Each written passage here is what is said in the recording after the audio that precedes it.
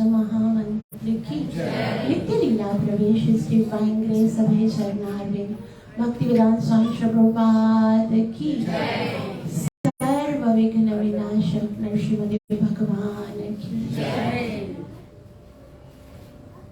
भक्त श्रोमणी प्रहलाद महाराज की हम सब पतितशील इस भौतिक जगत में कलयुग की इस महाभयंकर समय में उत्पन्न हुए और हर तरफ दुख है, कष्ट है, प्रॉब्लम्स है, संकट है और किसी भी टाइम पर कुछ भी हो सकता है।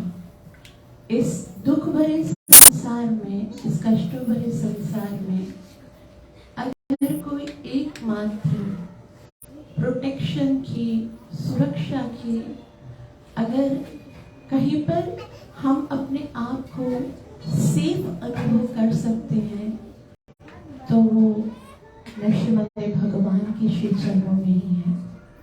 जब नरसिंहदेव भगवान के दर्शन करते हैं, उनको प्रणाम करते हैं, तब लगता है कहीं कोई संकट भी हमारा कुछ नहीं बिगाड़ सकता, क्योंकि हमारे साथ हमारे सर पर नरसिंहदेव भगवान का इतना स्ट्रॉन्ग हाथ है जो कि हमें हर संकट से, हर कष्ट से सदैव सुरक्षित रखेगा। जिस प्रकार से भगवान ने प्रहलाद महाराज की रक्षा की थी, उसी प्रकार से प्रत्येक भक्त की रक्षा करने के लिए भगवान आज भी तत्पर है। उन्हीं नरसिंहदेव भगवान से हम सब प्रार्थना करेंगे। आज हमारी एक बहुत ही अच्छी भक्त जो कि बहुत अच्छी सेवक है, हमारे परिवार का ही एक हिस्सा है, जो कि जैकबाबाद में रहती थी, जिनका नाम श्रीमती रेशमा माता जी है। उनका देहांत हो गया 1 साल पहले और आज उनकी वर्षगांठ है। वैसे तो 25 को थी, लेकिन क्योंकि यहाँ पर मंडे को प्रोग्राम होता है, इसलिए आज उनके निमित्त हम ये कथा, संकीर्तन और भक्तों के बीच में प्रसादम का आयोजन किए हैं। अभी हम सब मिलकर नरसिम्हा कवच का पाठ करेंगे, नित्य प्रति जो करते हैं, और नरसिम्हादेव भगवान से हृदय से प्रार्थना करेंगे कि नरसिम्हादेव भगवान आप कृपा करके उनकी आत्मा को नित्य रूप से अपने श्री चरणों में स्थान देकर आनंदित कीजिए। आप सब मिलकर मेरे साथ नरसिम्हादेव भगवान से प्रार्थना कीजिए और कवच का पाठ कीजिए। ओम अथ श्री प्रहलाद कृत श्री नरसिम्हा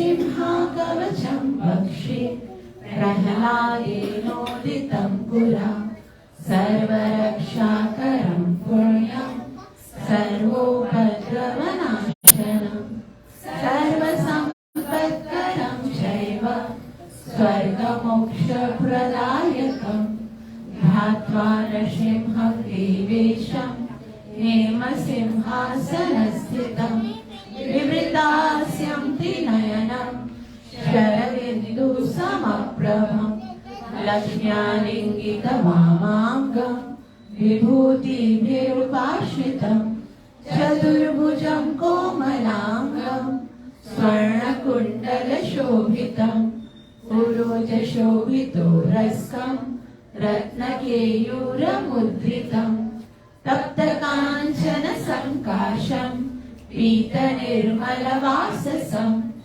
इन्द्रादिसुरमौलिस्तस्फुरन्माणिक्यदीप्तिभिः विराजितपदद्वन्द्वं शङ्खचक्रादिहेतिभिः गरुत्मता च विनया स्तूयमानं मुदान्वितं सहृत्कमलसंवासं कृत्वा तु कवचं पठे नरसिंहो मे शिरः पातु लोकरक्षात्मसंभव सर्वगोपीस्तम्भवास बालं मे रक्षतो ध्वनिं नरसिंहो मे दृशौ पातु सोमसूर्याग्निलोचन सुमतिं मे में पातु नरहरि मुनिवर्यस्तुति प्रिय नासां मे सिंहनासस्तु मुखं लक्ष्मी मुखप्रिय सर्वविद्याधिपः पातु नृसिंहो रसनामः वक्त्रं पातु इन्दुवदनं सदा प्रह्लादवन्दितं नृसिंहः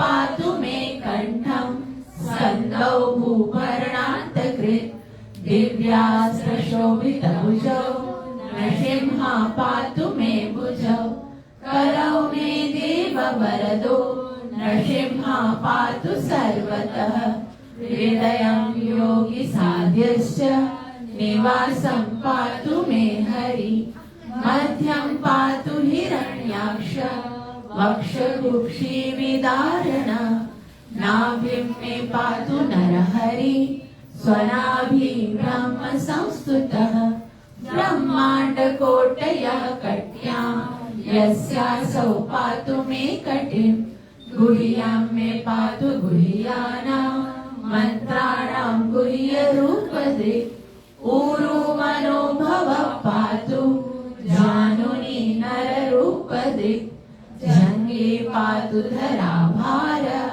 हर्तायोऽसौ नृकेसरी सुरराजप्रदः पातु पादौ मे नरईश्वरः सहस्रशीर्षा पुरुष पातु मे सर्वशस्तनु महोग्रह पूर्वतः पातु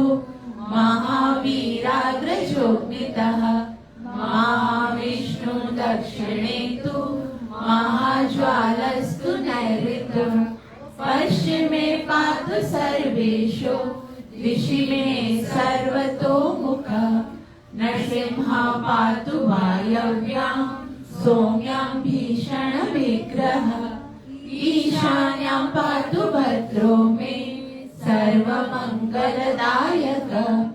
संसारवरदः पातु मृत्युर्मृत्युर्निकेसरी इदं नृसिंहः कवचं प्रह्लादमुखमण्डितं भक्तिमान् यः पठे नित्यं सर्वपापैः प्रमुच्यते पुत्रवान् धनवान् लोके दीर्घायुरुपजायते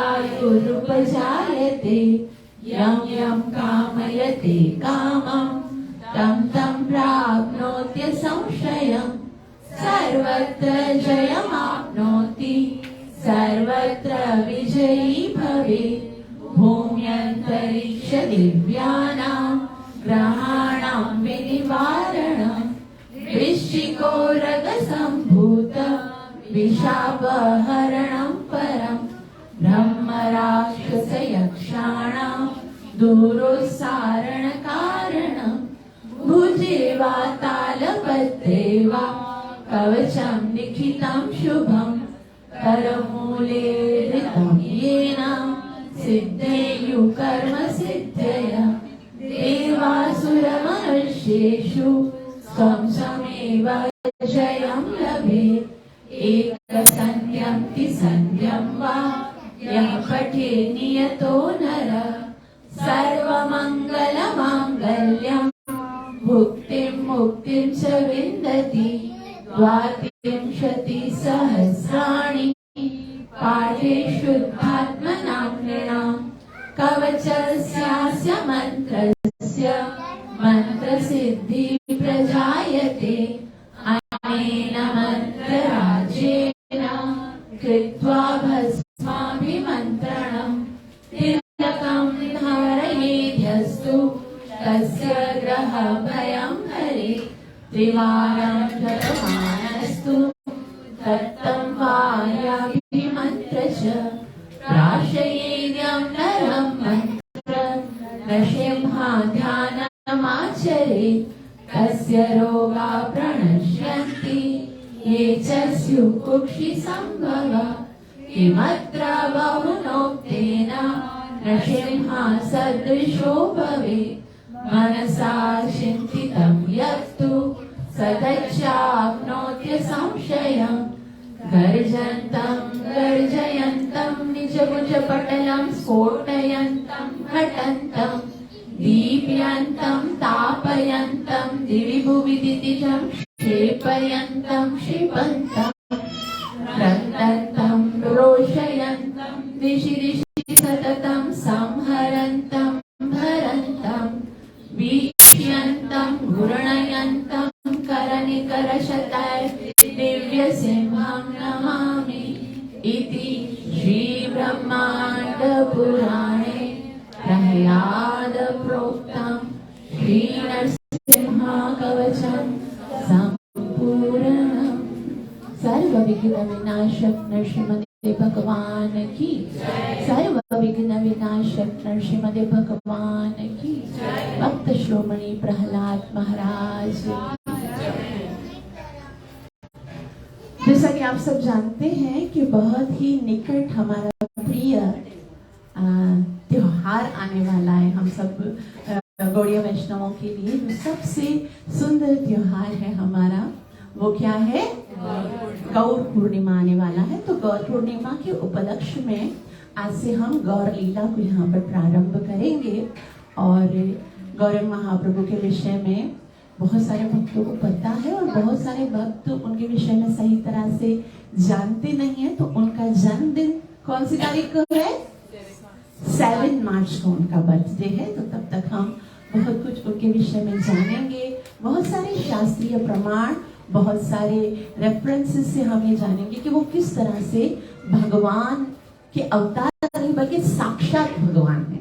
साक्षात स्वयं भगवान किस प्रकार से हम सब पतित जीवों पर कृपा करने के लिए और अपना नाम और अपना प्रेम प्रदान करने के लिए साक्षात राधा कृष्ण मिलित स्वरूप गौरंग महाप्रभु भौतिक धरातल पर किस प्रकार से प्रकट हुए और किस प्रकार से उन्होंने अपनी सुंदर और प्रच्छन्न लीलाएं की हैं, उनके विषय में हम पूरा प्रयास करेंगे। वैसे गौरंग महाप्रभु जो है वो एक भाव है, वास्तव एक भाव का होता है।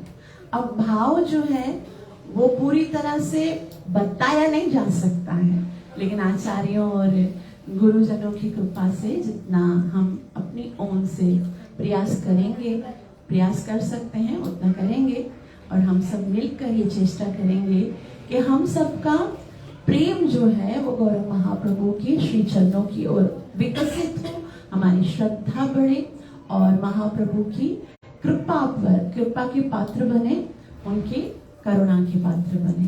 तो मेरे साथ मिलकर सब मंगल आचरण करेंगे ताकि हम जो कुछ श्रवण करने वाले हैं उसका हमें पूरा लाभ प्राप्त हो सके, जो कि है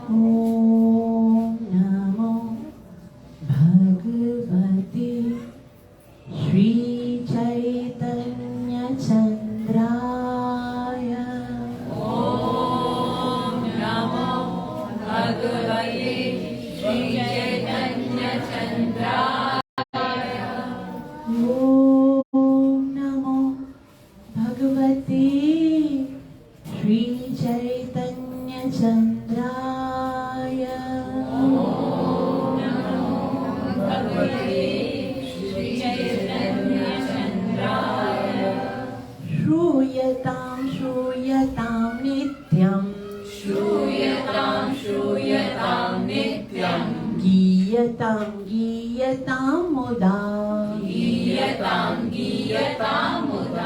चिन्त्यतां भक्त्या चैतन्यचरितामृत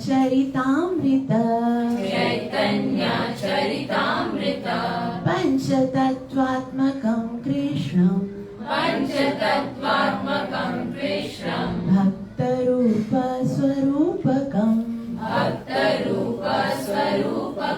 भक्तावतार भक्ताख्यं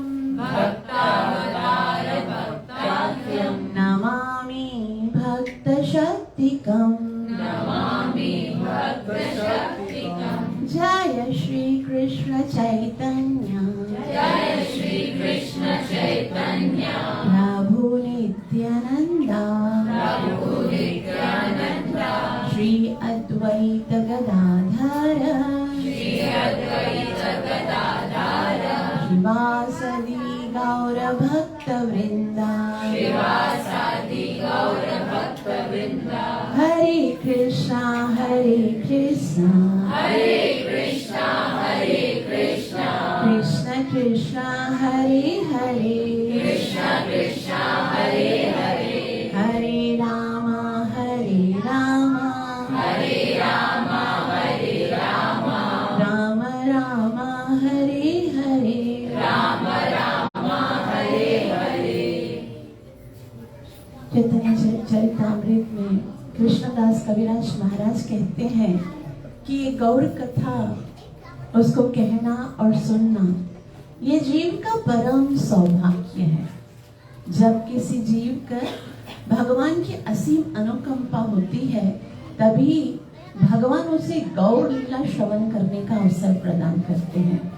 जो गीता भागवतम में सुनते हैं उनमें से भी बहुत ही कम ऐसे वक्ता है या ऐसे बहुत ही कम अवसर मिलता है हमें कि हमें गौर कथा श्रवण करने का मिले। तो हम सब श्रील प्रभुपाद जी से, गुरु महाराज से प्रार्थना करते हैं कि हमें गौर कथा श्रवण कराने अथवा और साथ साथ में उसके जो अंदर भाव है महाप्रभु का उसको ग्रहण करने का अवसर प्राप्त हो। तो सबसे पहले तो हम सबसे जो मुख्य बात है, चैतन्य महाप्रभु के इस भौतिक जगत में आने के ढेर सारे कारण हैं। वो कारण तो हम नेक्स्ट सिटिंग में पढ़ेंगे। आज हम उनके आने का एक मुख्य कारण, जो उन कारणों में भी कुछ बहिरंगा कारण है, कुछ इंटरनल है, अंतरंगा कारण है, लेकिन उन सब में जो सबसे मुख्य कारण मुझे बहुत अच्छा लगा जब मैं इसको श्रवण कर रही थी, उसको हम सुनेंगे कि चैतन्य महाप्रभु के इस भौतिक जगत में कृष्ण चैतन्य महाप्रभु बनकर आए, उसका जो सबसे मुख्य कारण है वो ये है कि वो कृष्ण जब द्वापर युग में आए थे तो वो कुछ ऐसा कार्य नहीं कर पाए जिसका उन्होंने प्रॉमिस किया था। क्या प्रॉमिस किया था भगवान श्री कृष्ण ने? हम गीता की ओर जाएंगे। Shrimad Bhagavad Gita chapter number 4 verse number 9 भगवान कहते हैं, वर्स नंबर 9 भगवान क्या कहते हैं?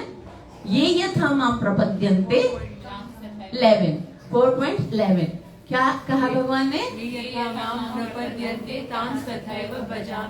कि जो जिस भाव से मेरी भक्ति करेगा मैं उसी अनुरूप से उसको रिजल्ट दूंगा। जिस तरह से जो जिस भाव से आएगा मैं वैसा ही उसके साथ डील करूंगा। भगवान ने कहा ये यथा मां प्रपद्यन्ते तांस तथैव भजामि हम। लेकिन अगर हम आगे देखते हैं, भगवान ने अपने भक्तों के ऊपर बहुत कृपा की, यानी जो राक्षस भी आए उनको भी भगवान ने तारा। अगर हम देखें थोड़ा सा कृष्ण लीला की ओर जाएंगे तो कृष्ण लीला में सबसे पहले जो एक बहुत ही विषैला जो है ना जहर लगा के अपने स्तन पर भगवान को मारने के लिए आई थी, कौन थी? पूतना। जब भगवान को मारने के लिए आई थी, उनके हृदय में तो कोई भगवान के लिए श्रद्धा नहीं थी, प्रेम नहीं था, लेकिन फिर भी ऐसा बताया। सुखदेव गोस्वामी कहते हैं कि कंसेन प्रहिता घोड़ा पूतना बाल घातनी। तो वो तो बच्चे को मारने वाली थी और इतनी क्रूर थी कि बस बच्चों को मारती रहती थी, जो भी बच्चे। और उसको कृष्ण को मारने के लिए साखेचरी कदोपस्य पूतना नंद गोह्यता यो विता मायात्मा प्रविश्यन्ति। वहां पर प्रवेश हुई जैसे ही ब्रज नंद गांव में, नंद महल में जैसे ही प्रवेश हुई और भगवान को उसने उठाया गोद में, जहर पिलाकर मैं इसका नाश कर दूं। लेकिन भगवान ने उस पूतना के इस कितने क्रूर भाव को भी किस तरह से ग्रहण किया। उनको भगवान ने कहा आई भले जहर पिलाने के लिए, लेकिन मुझे मेरी माँ की तरह पिला रही है तो मैं इसको किस तरह की गति दूंगा? माता की गति। और ऐसा बताते हैं जब तीसरे सिकंद में विदुर जी जब मिलते हैं, विदुर जी कहते हैं, हे उद्धव, ये कृष्ण कितने कृपालु है, कृष्ण कितने कृपालु हैं। वे कहते हैं, अहो बकीयम स्तनकालकूटम जिंघासयापा ययदाप्वसात्वी लेभे गतिं दा त्रिच्युतां ततोऽयं कं वा दयालुं शरणं व्रजेम। भगवान की जय। तो वो तो जहर पिला के मारने के लिए आई थी, लेकिन शुकदेव गोस्वामी कहते हैं लेबी गतिम धात्री, फिर भी उनको गति क्या मिली, जो माता की गति होती है। अब भगवान ने कहा, मैंने तो ये प्रण लिया है, ये यथा माम प्रपद्यन्ते तंस्तथैव भजाम्यहम्, और जिस भाव से वो आई मैंने उसको माता का भाव समझकर ग्रहण किया। तो पूतना एक बार सिर्फ दूध पिलाई, वो भी किस भाव से, मारने के भाव से। उनको कृष्ण ने कौन सी गति दे दी, माता की। अब कृष्ण सोचने लगे कि ये जो यशोदा मैया, जो हर श्वास से मुझे प्रेम करती है, जिसके जीवन का एक ही लक्ष्य है कि मैं केवल कृष्ण को प्रसन्न करूं, दिन रात बस मुझे ही प्रेम करती रहती है, मेरे लिए सोचती रहती है, मुझे खुश करने का प्रयास करती है। ये गोपियां जीवन भर उनका केवल एक ही प्रयास है कि हम कृष्ण को संतुष्ट करें, कृष्ण को खुश करें। उन्होंने अपना सब कुछ बोल दिया। उनको अपना सुख, अपना चैन, अपना घर, अपना बार, अपने संबंधी, अपने पुत्र, अपना मित्र, कुछ याद नहीं कृष्ण के लिए। अब अगर माता की गति मैंने इस जहर पिलाने वाली पूतना को दे दी, अब इनको भी अगर मैं वही गति देता हूं जो कि मैंने पूतना को दी है, तो फिर इनके साथ तो अन्याय हुआ। अब जब ये यथा माम प्रपद्यन्ते वाला, ये वाला सिद्धांत अगर भगवान को सत्य करना है, तो फिर यशोदा माता को तो पूतना से बहुत बड़ा स्थान मिलना पड़ेगा, क्योंकि पूतना तो एक बार आई थी जहर पिलाने के लिए, उसको जब माता की गति मिली है, और वो यशोदा जो दिन रात सुबह शाम केवल कृष्ण को खुश करने के लिए अपने प्राण पिलाती है दूध के रूप में, वो कृष्ण जो है वो उनके प्राण हैं, उनकी किस तरह से सुरक्षा करती हैं, तो उनको क्या मिलना चाहिए। तब कृष्ण को हृदय में बड़ा अफसोस होने लगा कि अरे अरे अरे, मैंने तो मेरा ही सिद्धांत भंग कर दिया।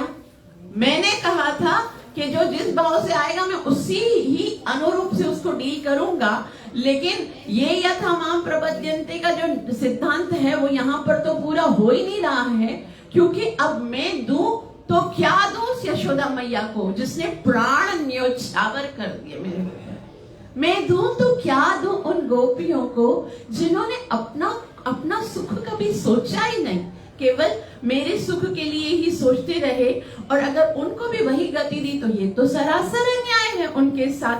तो उनके लिए मेरे पास है क्या देने के लिए, माता की गति तो उनको दे दी।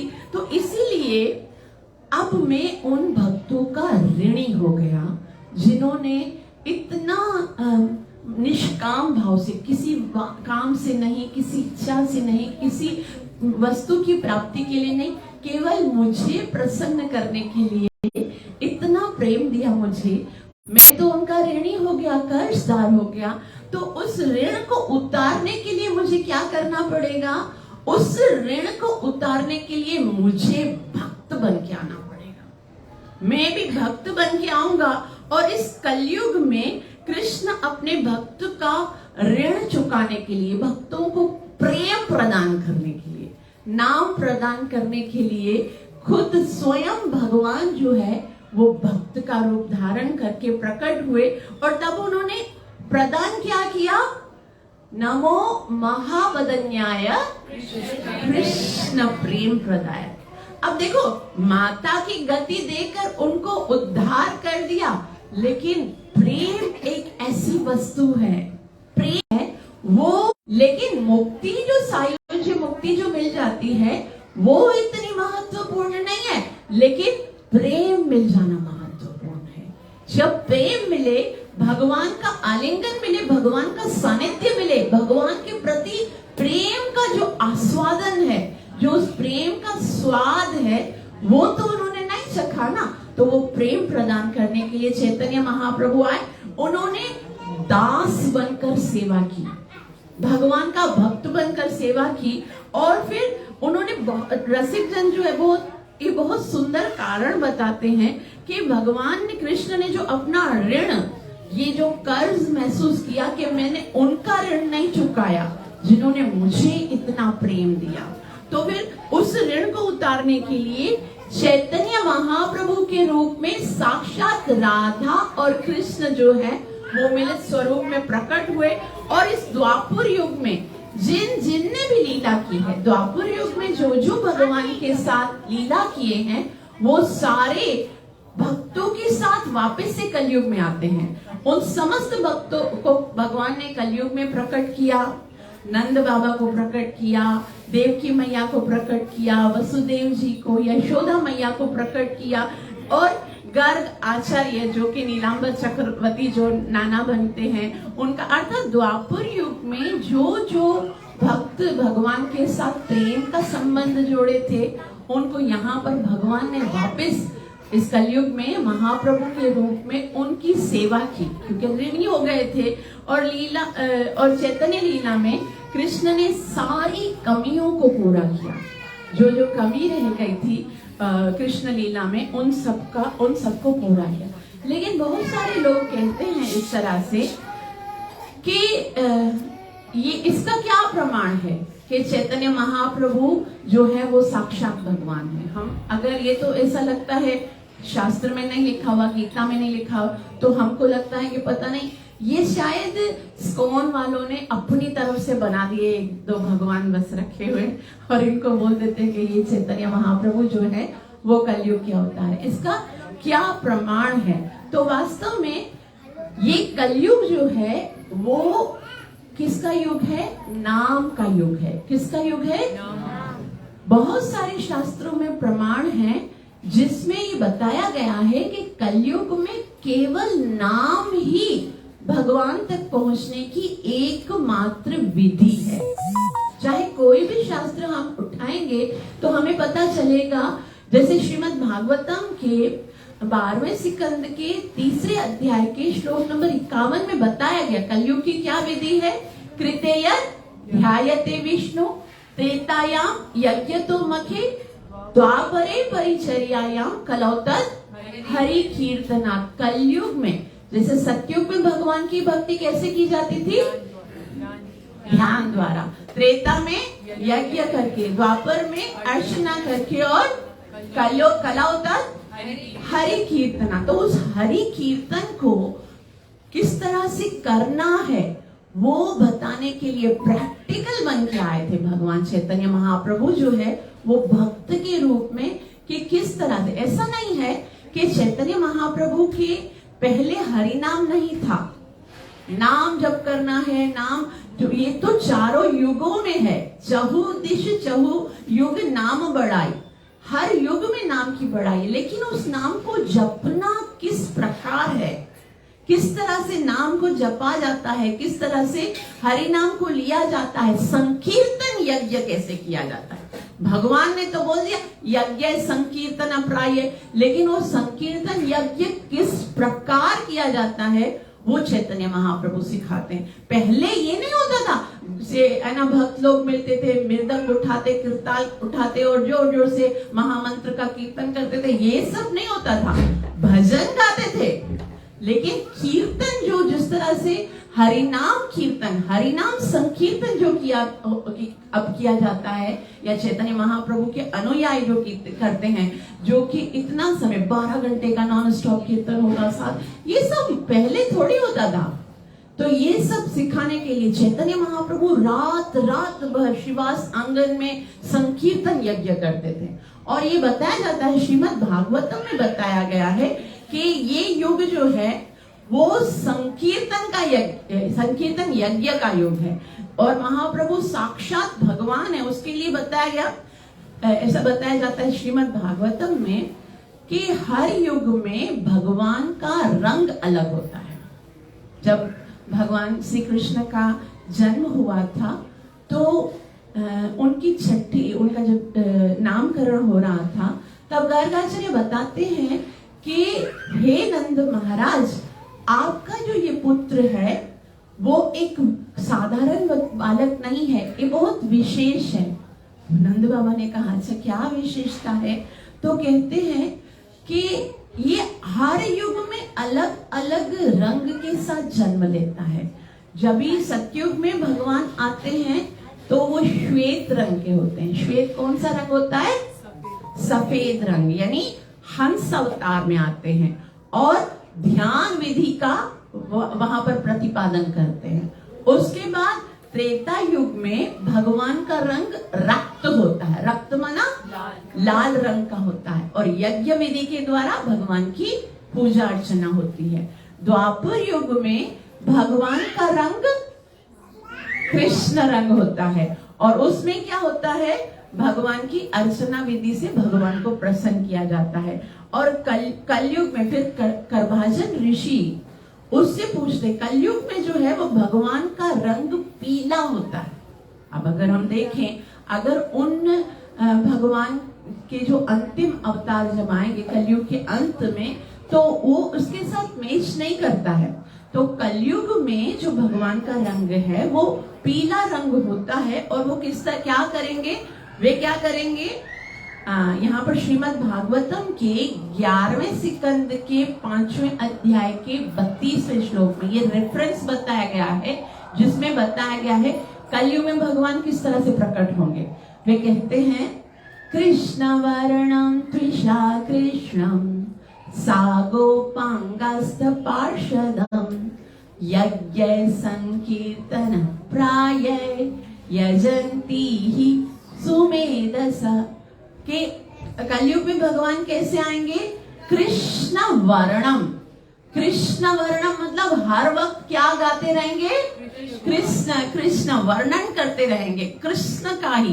कृष्ण कृष्ण कृष्ण हरे कृष्ण कृष्ण कृष्ण हरे हरे, हरे राम राम राम हरे। ये बात श्रीमद् भागवतम में जनकपुर में बैठकर करभाजन ऋषि निमि महाराज को बताते हैं कि कलयुग में भगवान आएंगे, वो क्या करेंगे? कृष्ण वर्ण। क्या करेंगे? मतलब सदैव कृष्ण का वर्णन करेंगे, गुणगान करेंगे, और उनका रंग को कैसा होगा? त्विषा कृष्णम। त्विषा मतलब उनका शरीर का रंग, अकृष्ण मतलब कृष्ण नहीं होगा। कृष्ण का रंग कौन सा है?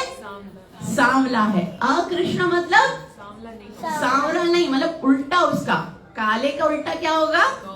गौरांग। मतलब उनका रंग कैसा होगा? गौर वर्ण के भगवान होंगे। और वो क्या शस्त्र क्या लेके आएंगे? जैसे हर युग में भगवान कुछ न कुछ लेकर आते हैं ना। राम जी जो है वो धनुष बाण लेकर आते हैं, कृष्ण जो है वो क्या लेकर आते हैं?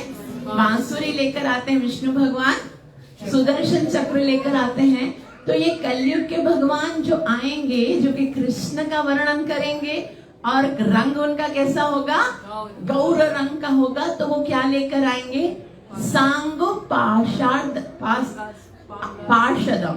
सांगो पांगास्त्र। अस्त्र क्या होगा उसका? पार्षद। उनके पार्षद होंगे। उनके पार्षद कौन है? हम जो रोज माला करने से पहले पढ़ते हैं, क्या पढ़ते हैं? श्री कृष्ण चैतन्य श्री अद्वैत गदाधर श्रीवास आदि गौर भक्त। हम सब गौर भक्त वृंद जो हैं वो सब आते, पंचतत्व वो सब भगवान के पार्षद हैं। और ये अस्त्र हैं। अस्त्र का मतलब क्या होता है? जो सैनिक होता है वो उसका लक्ष्य साधता है। तो जो जो महामंत्र उच्चारण करते हैं या ये महामंत्र का प्रचार करते हैं, वो सब चैतन्य महाप्रभु के अस्त्र हैं। सांगो पार्षदम। और क्या कौन सा यज्ञ करेंगे? क्या करेंगे? यज्ञ संकीर्तन प्राय, कंटिन्यूस जहां पर भी बैठेंगे क्या करेंगे? हरे कृष्णा कृष्णा कृष्णा हरे राम राम राम। ये चैतन्य महाप्रभु के अनुयायी जो हैं उनका यही लक्षण होगा। देखो हरे कृष्णा वाले जो महाप्रभु के अनुयायी है ना, किसी की शादी में जाएंगे तो क्या गाएंगे? हरे कृष्णा कृष्णा कृष्णा हरे हरे हरे राम राम राम। किसी के देहांत में जाएंगे तो भी क्या गाएंगे? हरे कृष्णा कृष्णा कृष्णा हरे हरे राम राम राम। किसी का जन्मदिन होगा तो क्या गाएंगे? हरे कृष्णा कृष्णा हरे हरे राम राम राम। पार्टी हो, पिकनिक हो, घूमना हो, फिरना हो, उनके मुख से तो बस यही निकलेगा हरे कृष्णा कृष्णा हरे हरे राम राम हरे।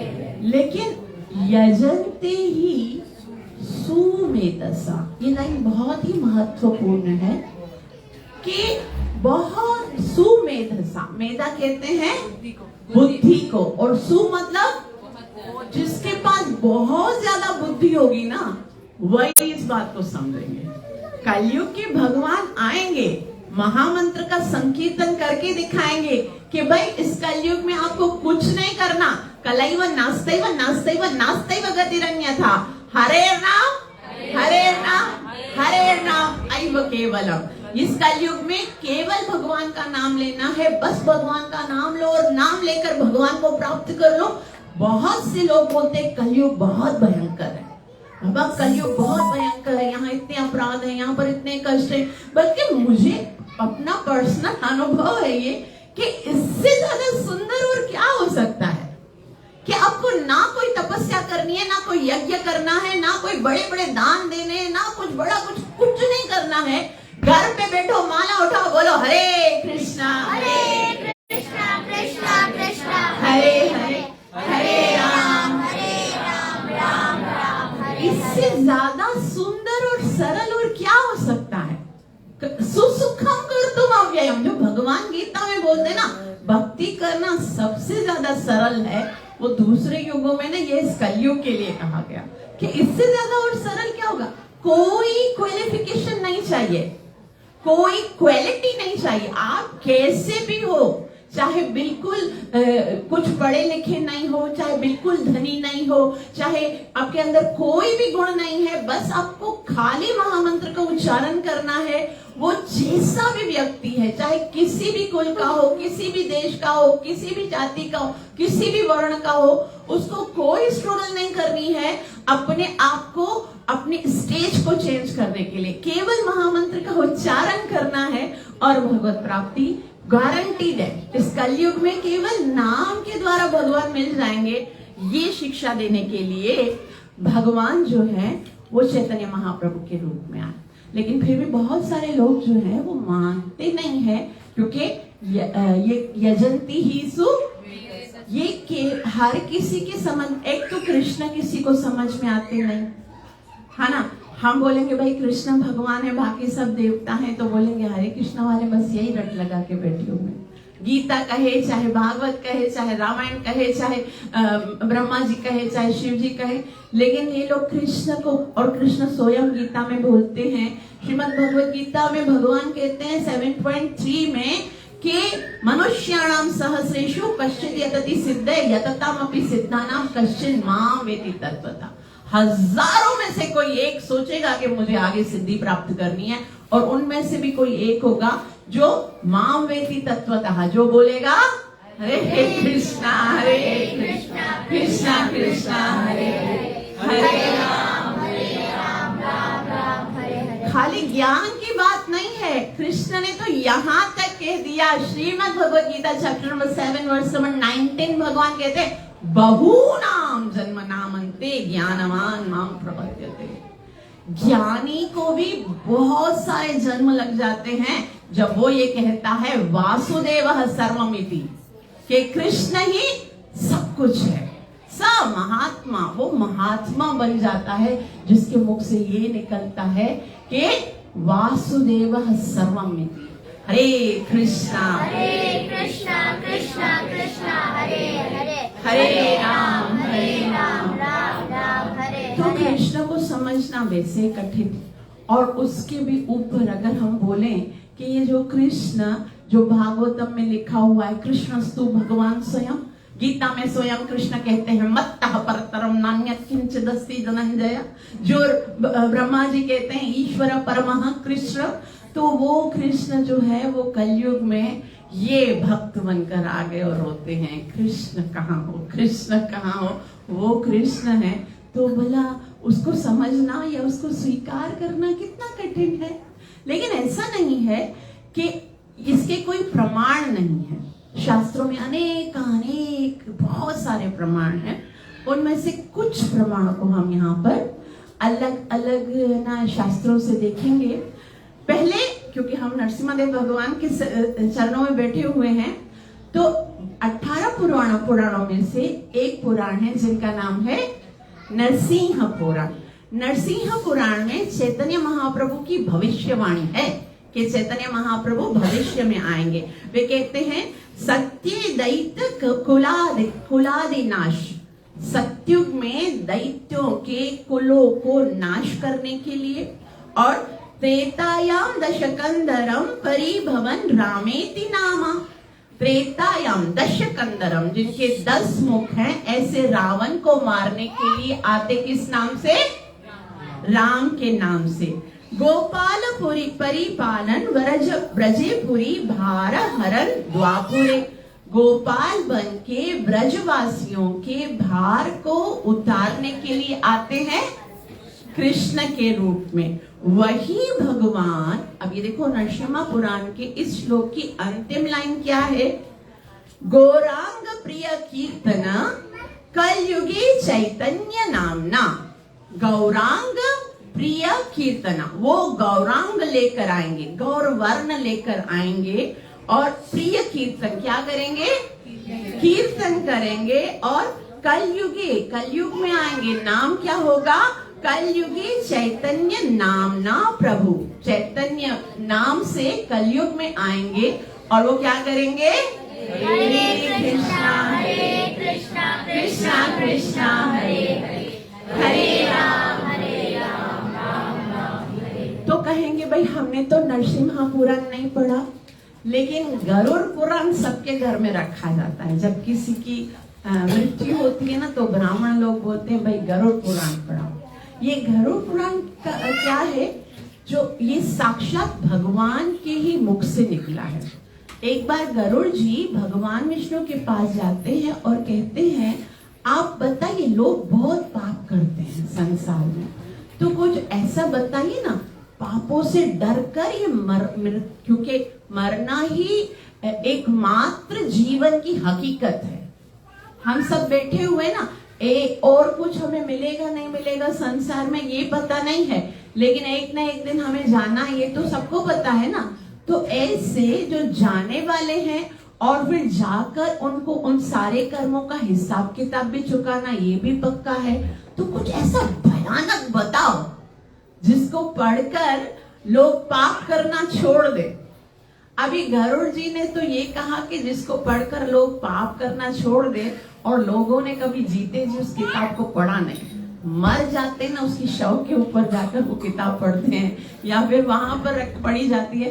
अब आप बताइए, वो बेचारा तो पाप कर करके मर गया, नरसिम्हादेव भगवान की, तो फिर उसका उद्धार नहीं होगा। लेकिन ये एक बहुत ही ना चतुराई का काम है, क्योंकि उस समय जो लोग उनके आगे जो जीवित है ना, वो बैठ के सुनते हैं, तो वो सुनेंगे, कम से कम उनकी ये पाप की भावना खत्म हो जाएगी और वो उनका जीवन तो पवित्र होगा ना। तो इसके लिए ये बहुत ही अच्छी प्रथा रखी गई है कि एटलीस्ट वहां पर गरुड़ पुराण पढ़ा जाता है। तो गरुड़ पुराण में बहुत ही सुंदर बताया। गरुड़ पुराण में विष्णु भगवान स्वयं गरुड़ जी से कहते हैं, वो क्या कहते हैं? अहम पूर्णो भविष्यामि। अहम मना मैं, पूर्णो मतलब पूर्ण रूप में, भविष्यामि मतलब भविष्य में आऊंगा। कब आओगे? गरुड़ जी ने बोला अच्छा आप आओगे कब? तो बोले युग संधो विशेषता, जब 2 युगों का संधि होगा, मतलब द्वापर खत्म हो गया होगा और कलयुग स्टार्ट होने वाला होगा। युग संधो विशेषते, तो बोला अच्छा उस समय आप संसार में आओगे? ये तो शास्त्रों में नहीं बताया गया। शास्त्रों में तो बताया गया है कि आप कलयुग के अंत में आओगे और अंत में आप कल की अवतार लेकर आओगे और सब पापियों का नाश करोगे। तो भगवान कहते हैं नहीं, उसके पहले आऊंगा, कलयुग के प्रारंभ में आऊंगा। तो गरुड़ जी पूछते हैं कि कहां पर आएंगे आप? वो जगह भी बता दीजिए, क्योंकि कलयुग में ना भगवान को पहचानना बहुत मुश्किल हो जाएगा। सारे लोग ये बात पे क्लेम करेंगे कि मैं भगवान हूं, तो भगवान ने भी बोल दिया कलयुग के प्रारंभ में आऊंगा, तो फिर सब बोलेंगे वो जो भगवान बोल रहे थे ना वो मैं ही तो हूँ, मतलब जो लिखा हुआ है वो मैं ही तो हूँ, तो मैं ही हूँ, आप मुझे ही स्वीकार कर लो। तो पूछते हैं आप एक स्पेसिफिक जगह बता दीजिए कि कहां पर आएंगे। तो वो कहते हैं अहम पूर्णो भविष्यामि युग संधो विशेषता मायापुरी नवद्वीपे भविष्य। मायापुर में आऊंगा, मायापुर में आऊंगा। कहां पर? नवद्वीप में आऊंगा। बोला वहां पर तो बहुत सारे लोग होंगे, आप किसके घर पे आओगे? तब बोलते भविष्यामि शची सुत। एकदम क्लियर। चैतन्य महाप्रभु की माता का नाम क्या है? तो जगह जहां पर वो पैदा हुए वो कौन सी जगह है? नवद्वीप में, मायापुर में। तो ये बता रहे हैं साक्षात भगवान जो है वो गरुड़ जी से कहते हैं कलयुग में आऊंगा, जब कलयुग प्रारंभ होगा और वो मायापुर में शची माता का पुत्र बन के आऊंगा, तभी यहाँ पर ये बता। और उसके बाद स्वयं भगवान आगे मार्कंडेय पुराण में बोलते हैं। एक पुराण है जिसका नाम है मार्कंडेय पुराण। वहां पर वो बताते हैं, भगवान कहते हैं कि अपना जो मेरा गोलोक है वहां पर बहुत सारा सुख है, बहुत सारा ऐश्वर्य है, लेकिन उस गोलोक के ऐश्वर्य को मैं त्याग दूंगा। वे कहते हैं गोलोक च परित्यज्य, तो गोलोक के ऐश्वर्य को मैं त्याग दूंगा। तो बोला क्यों, ऐसा क्या? आपको गोलोक से भौतिक जगत में आने का क्या लाभ या कारण क्या होगा? तो कहते हैं लोकानां त्राण कारणम, लोगों को भौतिक जगत में जन्म मरण के चक्कर से छुड़ाकर भगवान का प्रेम प्रदान करने के लिए मैं गोलोक को त्याग कर इस पृथ्वी पर आऊंगा। तो बोला अच्छा कब आएंगे और किस रूप में आएंगे? तो कहते हैं कलो गौरांग रूपेण। आसान है, कलो कलयुग में, कलो मतलब किस रूप में? गौरांग रूपेण। और क्या करेंगे? लीला लावण्य विग्रह, मैं ऐसी लीला करूंगा कि प्रत्येक पतित को पावन कर दूंगा, जैसी मैंने किसी युग में नहीं की। सारे पतितों को मैं तारूंगा नहीं, केवल प्रेम प्रदान करूंगा उनको। और भगवान जो है वो इस तरह से बताते हैं। आगे एक बहुत ही सुंदर पुराण जो कि हम अक्सर नाम सुनते हैं, उसका नाम है पद्म पुराण। पद्म पुराण में साक्षात भगवान जो है वो बताते हैं। पद्म पुराण उत्तरखंड वैकुंठ वर्णन में चैतन्य महाप्रभु के आने की भविष्यवाणी बताई गई। वहां लिखा हुआ है कि महाप्रभु कब आएंगे?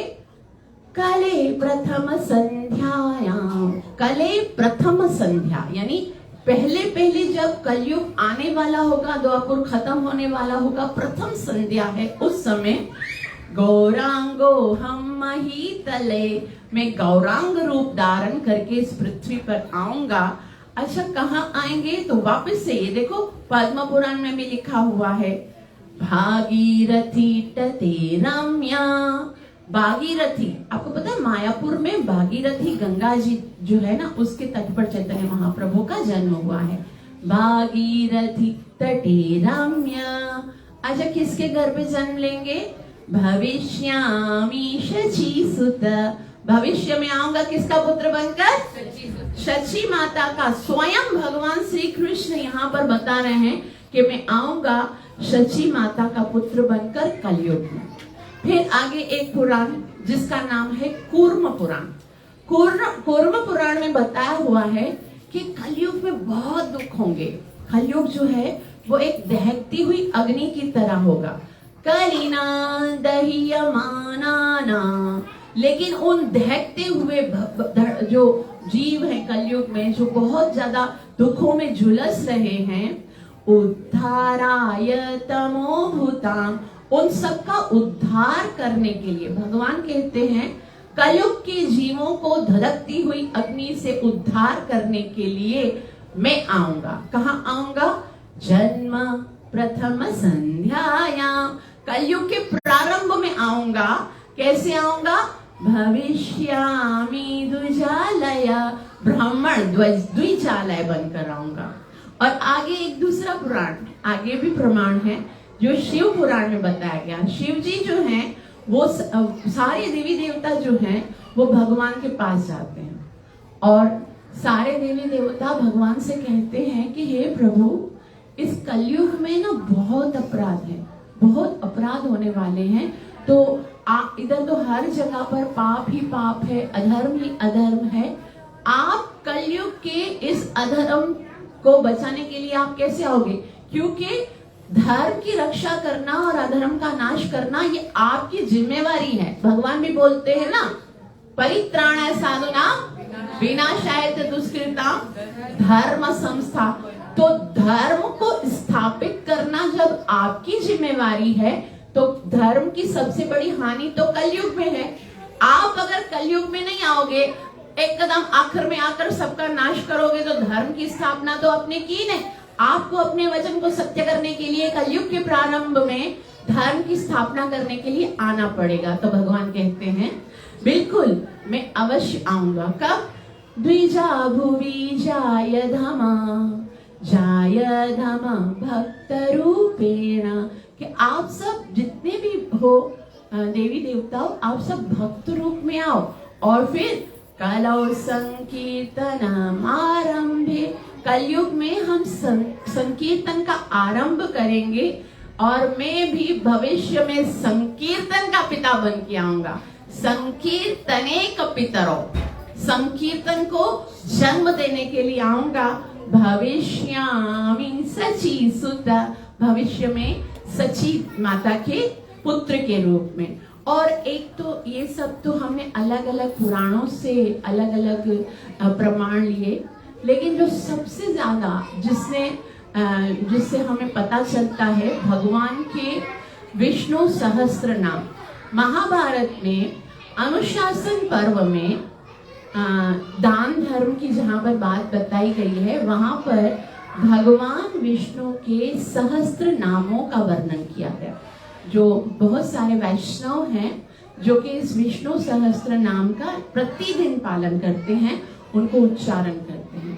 उस समय चैतन्य महाप्रभु के आने की भविष्यवाणी बताई गई। और क्या बताया गया? वहां लिखा हुआ है, स्वर्ण वर्ण हेमांगो वरांगा चंदनागदी संन्यास कृच्छद्म शांतो निष्ठा शांति परायण, के भगवान के अलग अलग नाम बताए गए हैं। विष्णु सहस्त्र मतलब 1000 भगवान के नाम हैं और उनमें ये नाम जो सिर्फ और सिर्फ चैतन्य महाप्रभु को सूट करते हैं। पहला नाम क्या है? स्वर्ण वर्ण। उनकी अंग कांति कैसी है? पिघलते हुए सोने। जो श्रीमती राधा रानी की है, तब तक अंश है ना, वही चैतन्य महाप्रभु वही अंग कांति को लेकर आए। वो काला कृष्ण राधा रानी का स्वरूप धारण करके आए। आपको पता है एक मैजिकल बात क्या है इसमें? आप अगर किसी भी सफेद दुपट्टे को कलर करवाने जाओगे ना, तो उसमें कोई भी कलर चढ़ जाएगा, है ना। जब भी हम रंग करवाते तो सफेद के ऊपर कोई भी, लेकिन अगर आप ब्लैक कलर का कपड़ा धोगे कलर करने के लिए तो कोई कलर चढ़ेगा उसके ऊपर, कोई भी कलर, वो कलर वाला साफ मना करेगा, माता जी ब्लैक पे चढ़ता ही नहीं। तो काला कृष्ण है, उसके ऊपर कोई कलर चढ़ ही नहीं सकता। लेकिन ये भगवान ने चैतन्य महाप्रभु का अवतार धारण करने के लिए अपनी पूरी अंग कांति को बदला, बहुत परिश्रम किया है। भगवान को भगवान बनने के लिए कोई मेहनत नहीं करनी पड़ेगी, क्योंकि सारे अवतार तो भगवान बनकर आए ना वो। लेकिन भगवान को भक्त अपना भाव बदलना पड़ा, भगवान को अपना रंग बदलना पड़ा, केवल हमें भक्ति सिखाने के लिए। क्योंकि भगवान ने कहा, गीता में तो मैंने कह दिया कि भाई आपको मेरा भक्त बनना है, मन मना भव, लेकिन भक्त बनना है बोल के आ गया। और अगर मैंने स्वयं नहीं बताया कि भक्त कैसे होते हैं, फिर तो ये लोग सब भटक जाएंगे।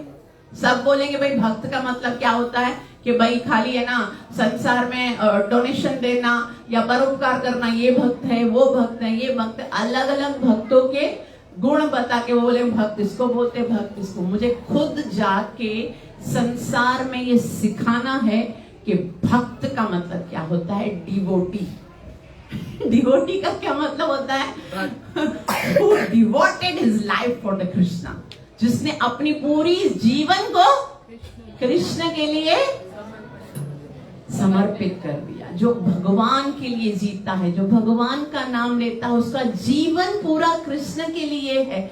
वो किस तरह से कृष्ण का नाम लेता है, कृष्ण से प्रेम करता है, वो सिखाया चैतन्य महाप्रभु ने यहाँ पर। और क्या बताया, स्वर्ण वर्ण। चैतन्य महाप्रभु का रंग कैसा होगा, पिघलते हुए सोने। हेमांगो, हेमांगो मतलब सोने के जैसा, हेम सोने को। और वरांगा चंदनांगदी, और पूरे शरीर पर चंदन के तिलक लगे होंगे। जैसे हमारे कृष्ण भक्त जो होते हैं ना, रोज अपने शरीर पर 13 तिलक लगाते हैं चंदन के। और उसके बाद वो क्या करेंगे, संन्यास कृत्य। भगवान के बहुत सारे अवतार हुए, 10 अवतार, उससे अधिक 24 अवतार और असंख्य अवतार। लेकिन कोई अवतार ऐसा नहीं चैतन्य महाप्रभु के अलावा जिसने संन्यास ग्रहण किया हो। केवल चैतन्य महाप्रभु संन्यास कृत्य, जिन्होंने संन्यास को धारण किया। शांतो, जो हमेशा शांत भाव से हरि नाम का संकीर्तन। निष्ठा शांति परायण, जो स्वयं प्रेम से भगवान का नाम लेते और दूसरों को भी भगवान का नाम वितरण करते, वो हैं चैतन्य महाप्रभु। तो बहुत सारे और भी उदाहरण हैं, बहुत सारे प्रमाण हैं, जिनके द्वारा हम ये जानेंगे आगे भी कि महाप्रभु किस प्रकार से साक्षात भगवान है और किस तरह से उनका जन्म होता है, किस किस भाव से वो आते हैं, कौन कौन से बहिरंगा कारण हैं, अंतरंगा कारण हैं। उन सबको हम आगे के स्लोट्स में सीखेंगे। आप सबका बहुत बहुत आभार जो इतना प्रेम से आप सबने श्रवण किया। कृपया मुझे आशीर्वाद अवश्य दीजिएगा कि हरि नाम में मेरा प्रेम उत्पन्न हो। कथा को समाप्त करने से पहले हम एक माला करेंगे श्रीमती रेशमा माता जी के निमित्त। आप सबसे प्रार्थना है कि हरि नाम का जप मेरे साथ सब कीजिए।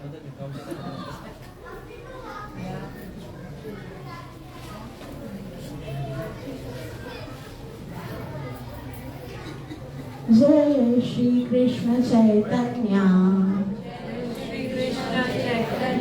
प्रभु नित्यानंद